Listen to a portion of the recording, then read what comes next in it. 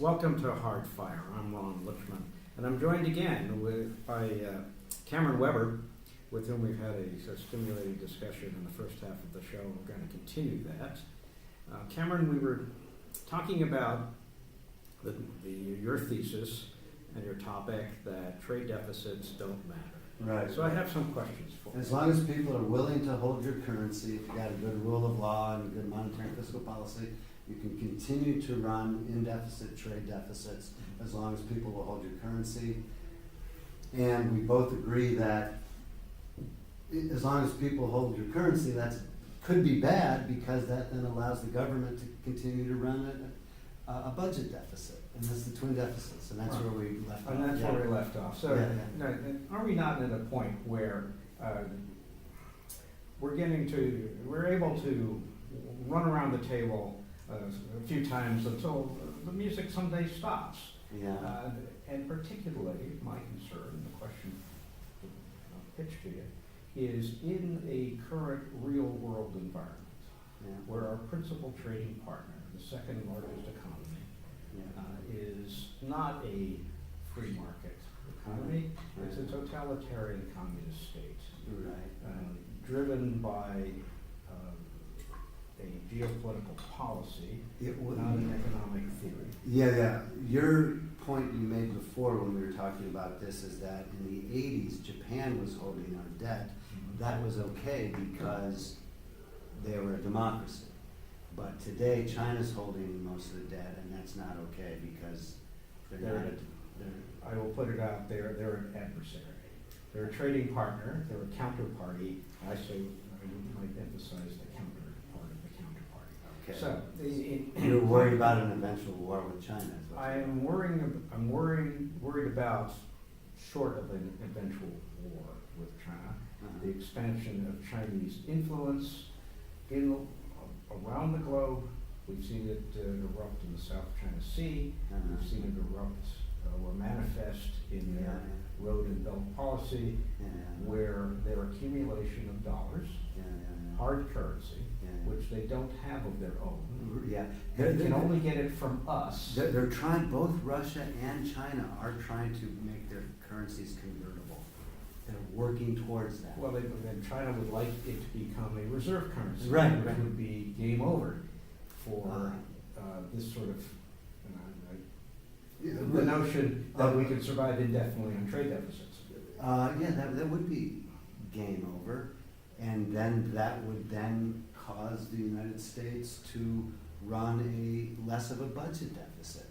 So, but back to your concern about war. The thing is, because China's holding so many bonds, in other words, we owe the Chinese government 1.5 trillion or whatever it is, whatever Hank Paulson's sold them during the run-up and the easy money, the housing boom. They're not going to attack us when we owe them 1.5 trillion or $2 trillion. So I'm not so much concerned about an outright attack. What I'm more concerned about is delegating sovereignty to our creditor. So our creditor is our friend so long as credit is easy. But if the creditor now starts to tighten, or declines to roll over, or is willing to hold less and buys fewer bonds. The Chinese economy is not growing as much as it used to. They're having economic troubles now a little bit because they started. The last 20 years of China's economic growth was phenomenal because they started at such a low base. But now they're growing at less Percentage-wise. Yeah, less of a percentage-wise. In other words, you're not. But in economic, I would say dollar terms, but also in yuan terms, they are still growing in large absolute amounts. Sure. And predictions are in 20 or 50 years, the Chinese economy, driven by a much larger population in the United States, may actually attain larger GDP than ours, and perhaps. I don't think it'll be 20 years. It's more like 10 years. Or maybe 10 years. But per person is what matters. Their concern is is their per capita Yeah. GDP, which will trail for a while.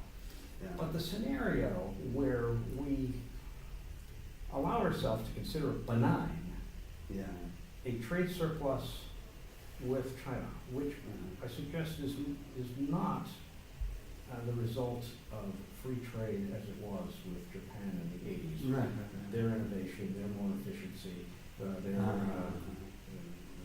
heralded iconic management, corporate management. I agree with you there that China's holding down are encouraging exports over imports, holding down the living standards of their people in order to export more. And reducing the living standards of our people because their managed economy is targeting our unmanaged economy and demanding transfers of technology. Well, yeah, the technology transfer is a different thing. But it figures into trade surpluses and deficits. Sure, but there's, I remember in 1979 when China opened up, and I was there in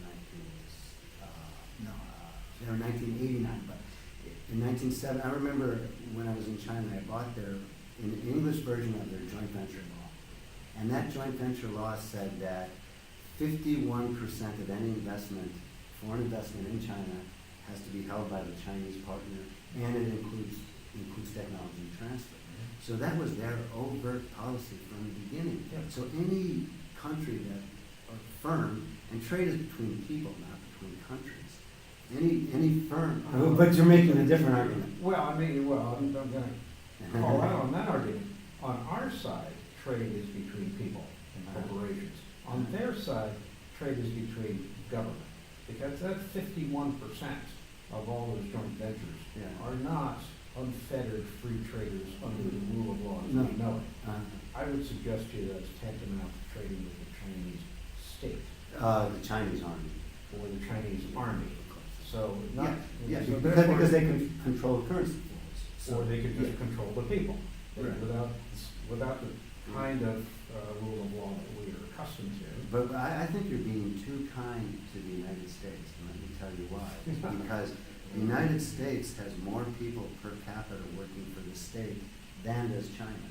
Meaning the United States is more socialist than China because we have more people working for the state per capita than China does. Number one. Number two. Being employed by. Employed by. Bureaucrats. Technocrats. Right. Yeah. And we also have more people in jail per Boeing, capita. our Boeing and our Nucor Steel and our Apple and Silicon Valley are not government bureaucrats. No, but But in China they are tantamount to. Boeing gets huge subsidies from the U.S. government, including through the Export-Import Bank. So the Export-Import Bank. That's over. Oh, is it over? I think the Export-Import Bank is gone. Really? I think Trump wanted it back, but I thought it expired. Oh, no, I'm not sure that would be great. Maybe it came back. I've done, in my time in Washington, I We'll both did business have with to the try. Export-Import Bank. We'll both have to check Yeah, out. that would be great if you, But look, I mean, that would be I mean, great. I still think you're being too nice to the. I get your point. Maybe I'm being too nice to the United States. Yeah. Maybe we're not as free marketeers as We're we would like. warmongering just as much since. But that's not the point, I thought, of your Yeah. thesis. Well, yeah, this It was just about, doesn't matter. now we're getting into geopolitical stuff. Right. Which is Well, different. if it doesn't matter, Yeah. then why don't we just insist upon a surplus? Well, So we- if it because doesn't that- matter, why don't we just insist that everybody else take their deficit and persuade them it doesn't matter? Right, because when you start focusing on exports, then you start exactly doing what you exactly just criticized, which is managed trade. And that's exactly what Donald Trump is doing, is preventing the free importation of aluminum and steel. And why? Because then the steel and aluminum workers go to those rallies and go, yeah. That's fine. And their employers make above normal profit, donate to his campaign, where everybody else has to pay more for their stuff. I am granted that that's. So the minute you start But- managing trade, that's the problem, that's my point. Well, that's, the minute you started managing trade was the minute that trade began. Oh, yeah. I mean, Well, it's no, always been the managed. US Constitution, actually. Prior to the U.S. Constitution on the Articles of Confederation, there was no managed trade. Well, it was managed by the Brits. Yeah. But we had 12 years around where we had free, the classical free, If prior to the Constitution gave monetary policy and trade policy to the federal government. Prior to that, we didn't have federal government, so it Yeah, was yeah. easy. Yeah, exactly. So, but to aspire to, or to posit that we on the United States side manage trade too much, and we should eliminate our management strikes me as unilateral disarmament. That's Yeah. exactly what I would do. And Really? that's what I argue when the Brexit right now. You don't have to negotiate anything with anybody. Just allow unilateral free trade and watch your standards of living increase. Of course, you would need. I think that That's applies. comparative advantage. I'm an economist. Well, You're an attorney. I think our aesthetic predispositions. I'm fine with free trade if everybody is a free trader. Yeah. But if you are free trading Yeah. with a non-free trader, let's suppose our trading partners were the old British pre-Keynesian mercantilists. Proto-Keynesians. So we're for free trade, and they manage their trade, and I think that it would sort of unilaterally disarm. I think that's surrender. How much time do we have left? 130 minutes. 130. Oh, okay. Oh, yeah. Yeah. That's you're bringing up some interesting interesting points. Let me, Because some people, Adam Smith was. Thank you.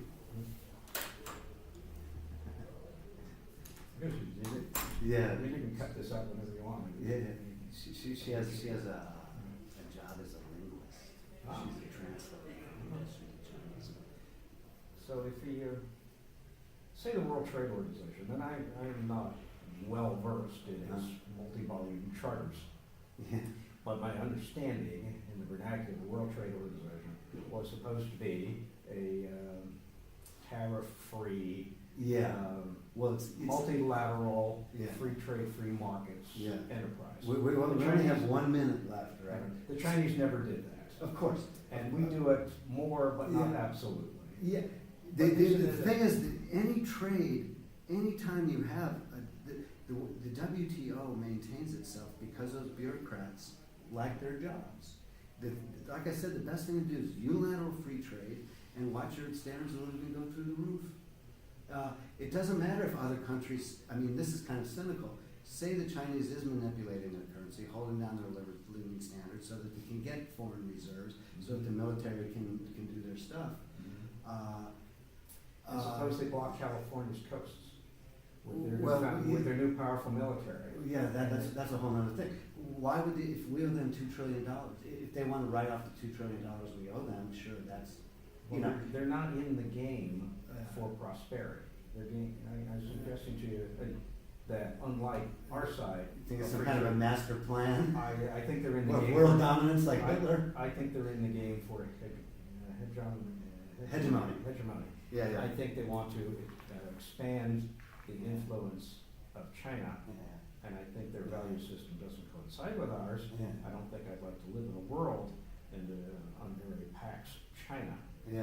I prefer a Pax Americana because I think our values of civil liberties and rule of law. And you think managed trade would be the way, I mean, the only way to get what you want that way, to hold down Chinese currencies is to manage trade. I think we have to fight fire with fire or make a better trade agreement.